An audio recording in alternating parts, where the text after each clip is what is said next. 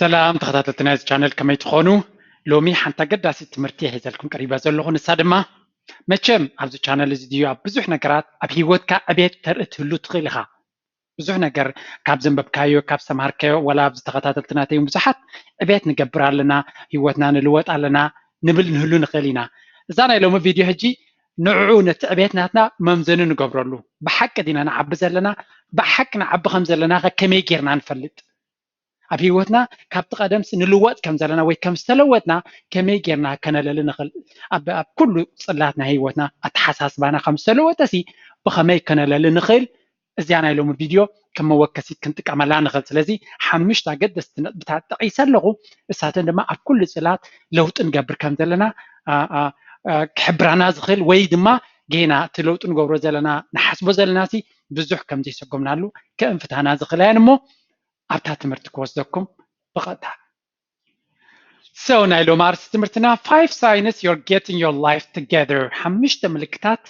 هيوتكا تعريون تستغاقلون تعبيون كم زلخا زئم فتوخا إيات بلمو نفتاك قدامي تنتبح حمش تنترينها أب كل صلاتنا هيوت نفس وقف استفليه كفالنا هيوت سلا تحبر أزيا قداسيتيا. So قطر حادي you start to take responsibility.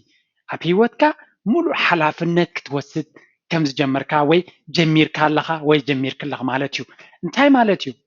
መቸም ቀደም ብዙሕ ግዜ ፀገም ከጋጥመና ከሎ ፀገም ዘየጋጥሞ ሰብ የለን ኩሉ ሰብ ፀገም የጋጥሞ እዩ ዝበዝሐ ሰብ ግን ፀገም ከጋጥሞ ከሎ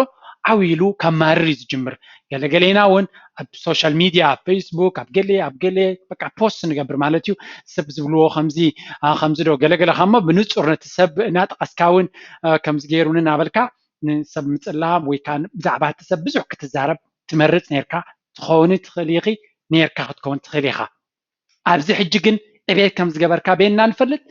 التسب زي كونه ويتكونتا زي كونه بدي لك نسخة أبتكمون مريج أنا يتكلم زنبرة يس عند خنا جراس دلي نسخة مريج كاترا يكون كانت بدل هذا جزء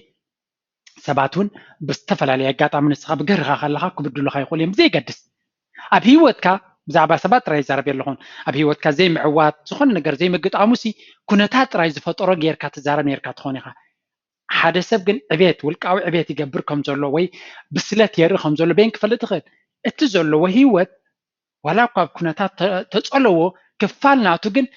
لك كم زنات مدرخ زلوا قالوا سبات أو خلون أبيت كم زجبري فلتيو سلزي حلافنات كوس الجمر أنا بزيادة اللي هو ولا قد كنتات متشو أينبر مريج أنا عتين أنا ونسي تراني يروني أبزك بتصح زلن هيوت نغربو نعطي مريج أو نيرو يلو حلافنت كوسد أبز جمرو ليو بسلات كجبرز دخل مغنياتو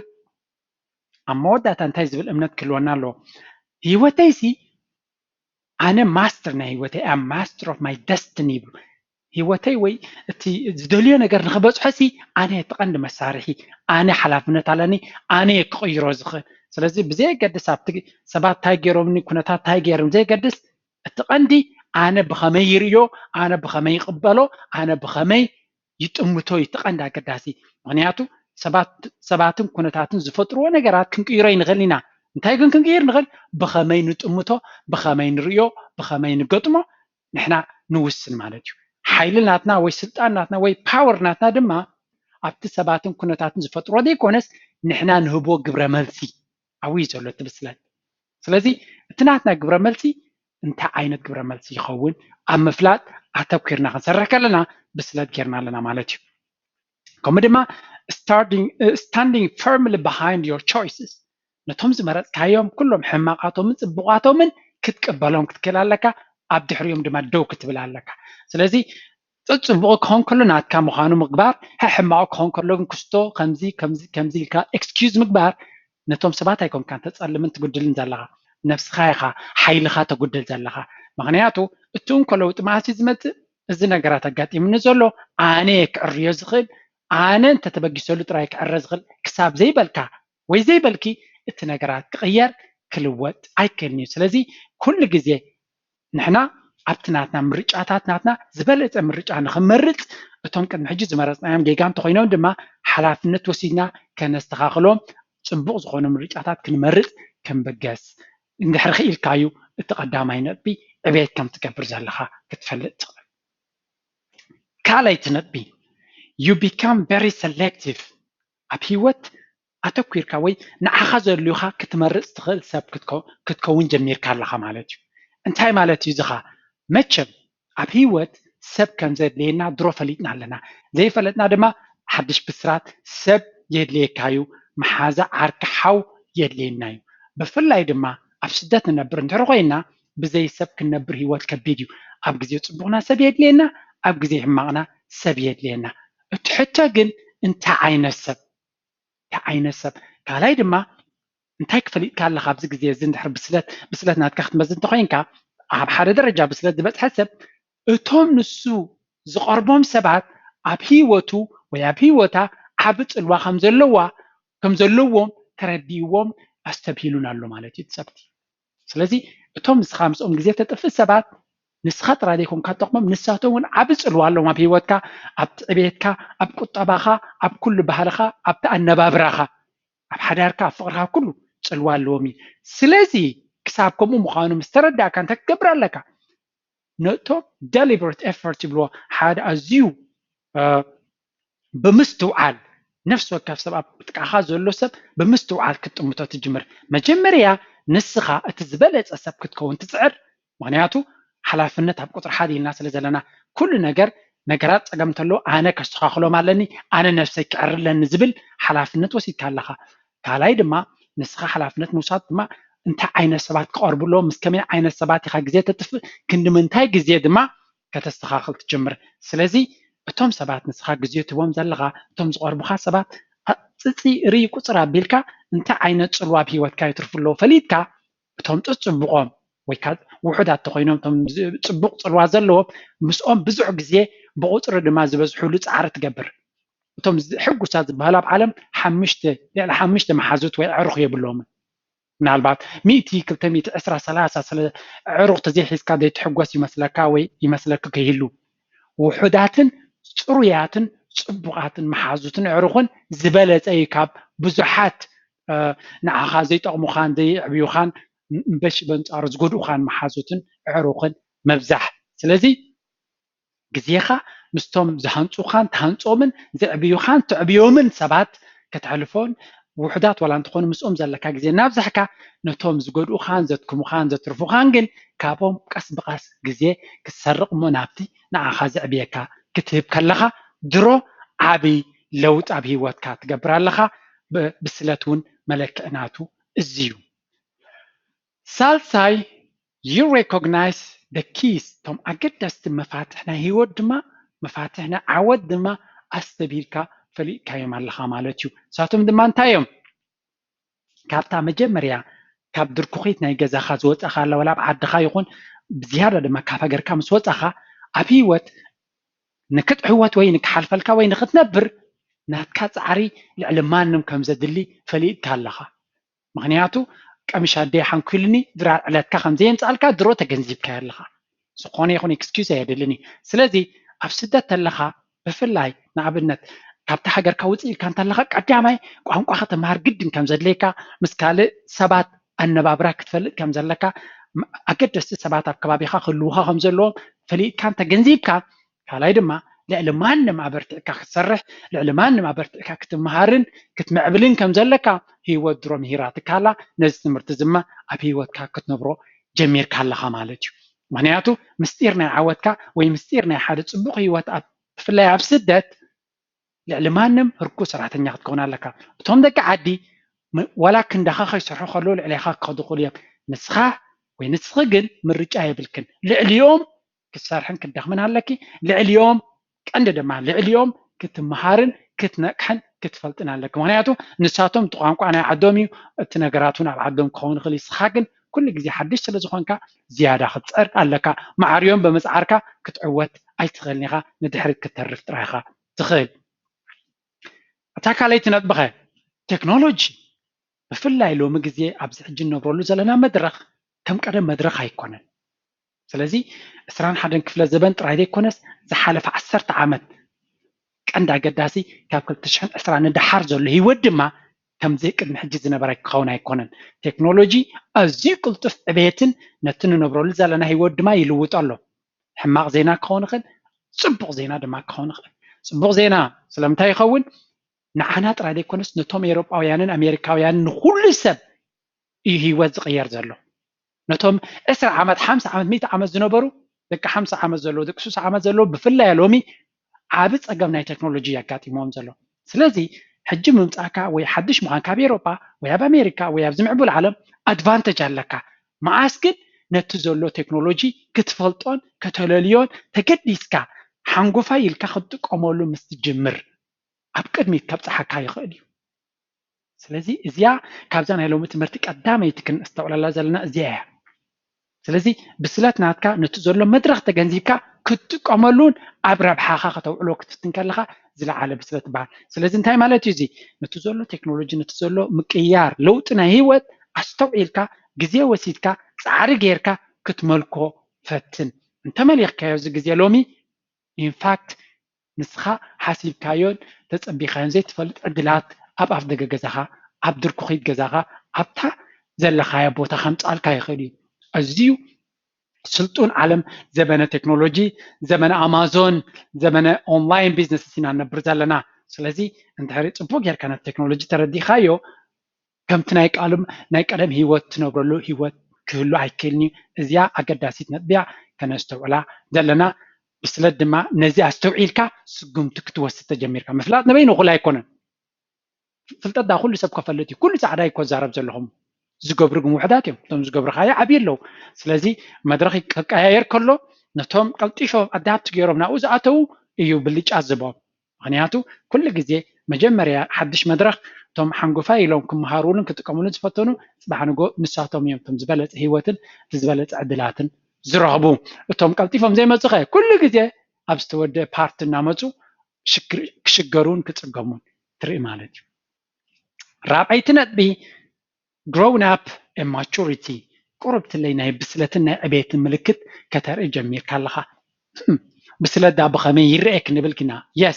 you finally recognize the value of your parents' advice أبوخانا دخان أزنا تمرتيد ليكايو تتماهير كدحرك كترفيقا سعر هيود بسعريا ما تشام كل زي مخرز سمينا هنا نبجحت السبق انتاي بالليرو كلا تايزيون كاقله أبسدت ويا بكلا بوينت هيود كاقن أبوينا دينس حقهم يمنيرا تما هارز بلو نزنبر حقهم يم أبز بالدرجة بتحكي لها تخون تخليها أو أنت زي بتحكي ستيل أي بس كان لها أتكلم بس لد ما نزل مخرجنا بقالو تنكتوس جروم جماعة حنتي أبز كربا كاب أبصرات ولد سمع قوا تقصناي ولد مريم سي انتهي له زعبات تمرتي لهم تمرتسي أبتن نقولوا له جزية أيدلنايون أبتزدلنايو جزية دما أي كألنايون يلو أبتي نتمرت خمال كلون غلط زنبرنا جزي عشش يلنايو أبتي تمرتي أمانة يدلينا مخانز فلتنا له دما حنقولنا كحزاي كعلا أستوعلوا لازيا سلازي إزيا حنت كابتي الملكتنا بسلاتي أب بسلات نجاز أحكات فلت أنا جاري سلازي التمخرنا يا بخانا يا دخانا يا عبيتن أبتمرتي أب هيوت كل زمخر وزنبرو حق مخاند فلي كاتراي زي كونس نكال سبون كتمكر جميل كالله مالتيو سلازي حدا ملكتنا يتبسلاتيو يس كل شبي زارب بقافو بقافو كل سبيج الله كما كرف التنيو تمحارو عبيبل نبعلها خانتا تقبر تزعابي يتمرتكو جسوس يلناي تقباريو تايبلسو برهانكم أبقى مساباتي برح نت برهانكم ريوم يوم زيادة خطر اللوز غليز سلازي اتي حقانيا منقار وي ممكار هيوت كايو تنوبرز اللقايو أو درجة تبتس كادما زلا على بسلات مغنياتو سبات كابقالات بتقبار كاريوم يوم زيادة كتصلون كلوت انزغلو እንደገና ድማ ካላይ ድማ ኩሎም ሰባት ሓደ ዓይነት ከም ዘይኮነ ፍሊጥ ካለኻ እንታይ ማለት እዩ እዚ ኣብትናት ከም መሓዙ ትዕሩኽ ኩሎም ሓደ ዓይነት ዕቤት ኩሎም ኣይኮኑ ክመሃሩ ክዓብዩ ገለገለ ገሊኦም ቀሲ ኢሉ ክርዶም ይኽእል ገሊኦም ክቕልጥፉ ይኽእሉ እዮም ንኩሉ ሰብ ድማ በብናቱ ኩሎም ኣይኮኑን ኣነ ኣዕሩኽተይ ከምዚ ናተይ ገለገለ ኖ ገሊኦም ናቶም ሂወት ኣለዎም and I respect that ምክንያቱ ኣብዚ ደረጃ ንዘለዎ ሰባት ነናቶም ዓይነት ኣካይዳ ኣለዎ ስለምንታይ ኣብዝናተይ ቁንዑ ዘይመፁ ኢልካ ንሰባት ምቕዓብ ጌና ከምደይ በሰልካዩ ዘፍልጥ የስ እቲ ፅቡቕ ነገር ክትሕብር ኣለካ ንመሓዙትካ ግን ግድን ከማይ ክኾኑለዎም ኣይትበልኒኻ ሪስፔክት ትገብረሎም ንሳቶም ናቶም መንገዲ ኣለዎም ንስኻ ናትክ መንገዲ ኣለካ ጥራይ ኣብቲ ንስኻ ተኣምነሉ ዕላማታት زتحاس كل وكاكخل اللو لعلو كل دما مسعرق كان محازوتك زي موددار نفس وكفسب ناتو هيوت هالو ناتو ألام هالو وددر دما يدلني حمشاي you understand that you need money ገንዘብ ከም ዘድልየኪ ገንዘብ ከም ዘድልየካ ክርዳኣካ ጀሚሩ ሎ ኦኬ ገንዘብ ዳ ቀደም ይርዳኣና ነይሩ እንዲ ክትብሉ ትኽእሉ ኢኹም ኖ ገንዘብ ከም ዘድልየካ መዓስ ኢኻ ክትርዳእ ፈሊጥካ መስለካ ወይ ፈሊጥኪ ገንዘብ ከም ዘድልየኪ ፈሊጥኪ ከተቐምጥ ኣብ ዝጀመርኩሉ ንገንዘብ ሴፍ ክትገብርሉ ኣብ ዝጀመርክ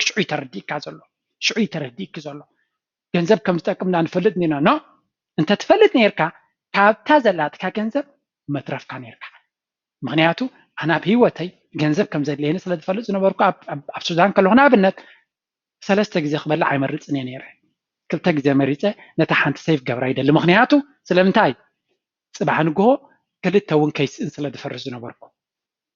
ኣነ ኣዝየ ለባም እየ ማለት ኣይኮንኩን ኩሉ ሰብ ዝፈልጦ ኩልና ኣብ ሂወትና ንገብሮ ዝነበርና ገንዘብ ከም ዘድልየካ ዝፈለጥካ ሎሚ ዘድልየካ ነገር ክትገድፍ ኢኻ ትጅምር ምንታይ